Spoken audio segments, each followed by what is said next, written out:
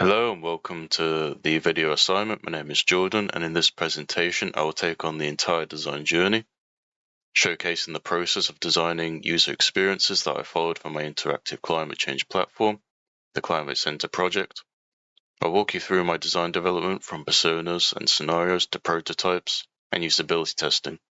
I'll also highlight any qualitative and quantitative research insights I gained and how those results shaped design improvements, and any reflections on my testing approach.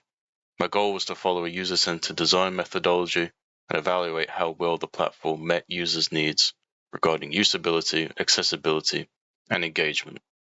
So let's begin.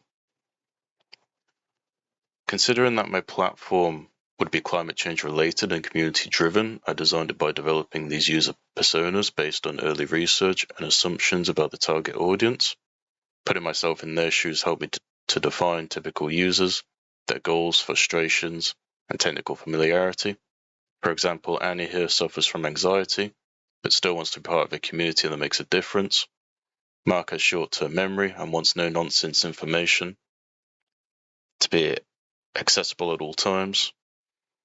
We have Herbert, who is an impatient businessman who's constantly busy, but also wants to be always informed, using text-to-speech as he suffers from ADHD and struggles to read long articles that may or may not be true. With those user personas in mind, I then went to work on creating a scenario in which a given user would use the platform in their respective setting and environment. That I made here illustrates how they would do that. So we have the welcome page, the login, and Annie would go to the main community page because she wants to be part of a community. She'd go to the positive updates page where positive things would be shared. She'd read articles of her choice, share her feelings in the community forums, and receive positive responses from like-minded individuals. And that's how she would benefit from using the platform, essentially. Next, I went to work on establishing the user requirements from these personas and scenarios, and visualize them in the format of must have, should have, could have, won't have.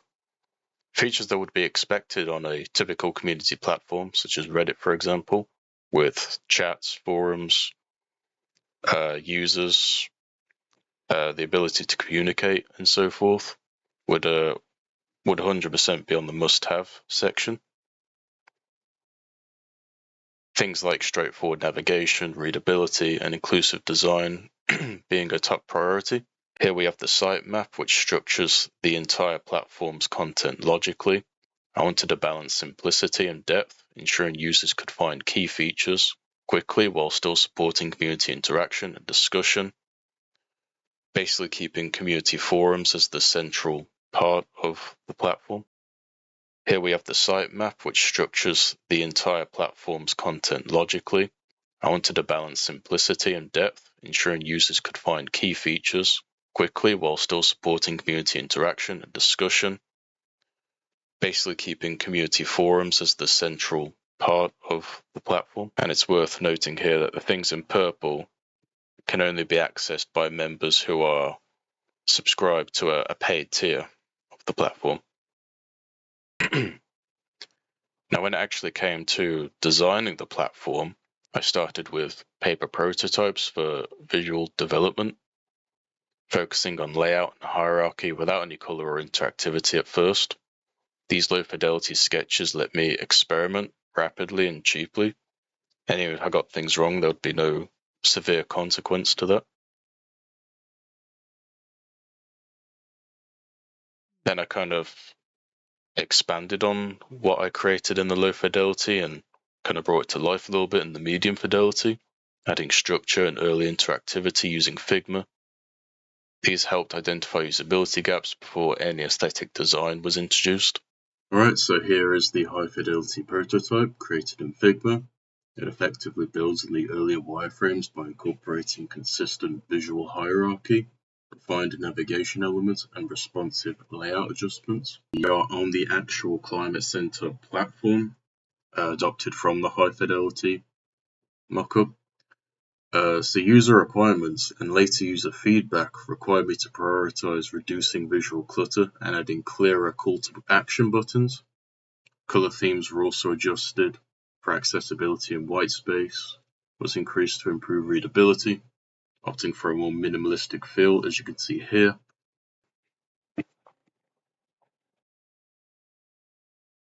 To evaluate usability, while also avoiding any biased opinions, I approached students around campus at random, while ensuring they weren't in a rush, as I would be borrowing a bit of their time. I used a combination of qualitative and quantitative methods. For qualitative research, I conducted think aloud sessions, semi-structured interviews, using a Google Forms survey to gather qualitative feedback, and using a system usability scale to gather quantitative feedback. Participants interacted with the prototype and voiced their thoughts in real time. I observed their behaviors and noted any common patterns. SUS scores were collected to get a numeric measure of usability, as you'll see a tiny bit later on. This gives some information to the participants tested. Here are the results of the qualitative feedback. Most participants rated the design as intuitive and visually appealing, but they flagged some specific issues. This user here found navigation a little confusing, especially when returning to the home page or accessing certain pages. Another claimed there was visual overload caused by too many images and insufficient white space. The text in quotation is taken directly from the Google Forms itself. So these issues confirmed gaps I hadn't previously noted. Here are the results from the system usability system. It is mostly positive, with the exception of participant 4 being the only one to hand out a score less than 70%.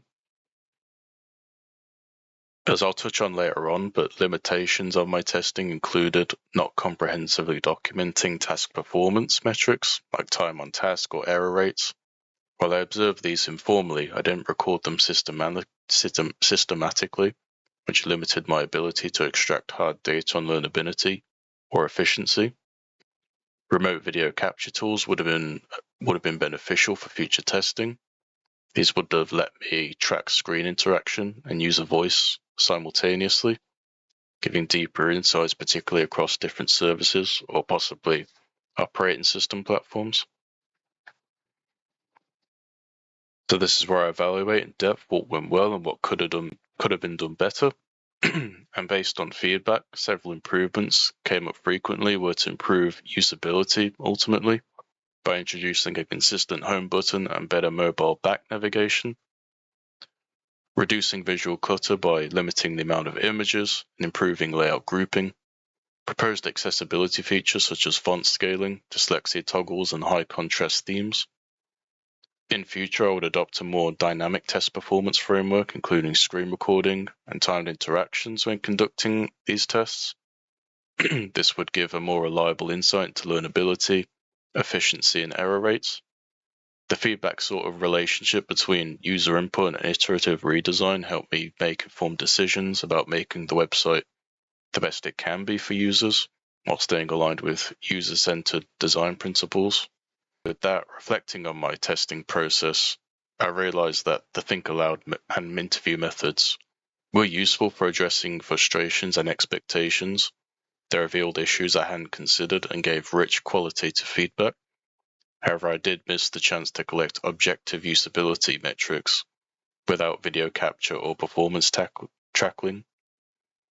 For future projects similar to this, I'd definitely integrate remote usability tools and test across multiple devices to account for variation in screen size.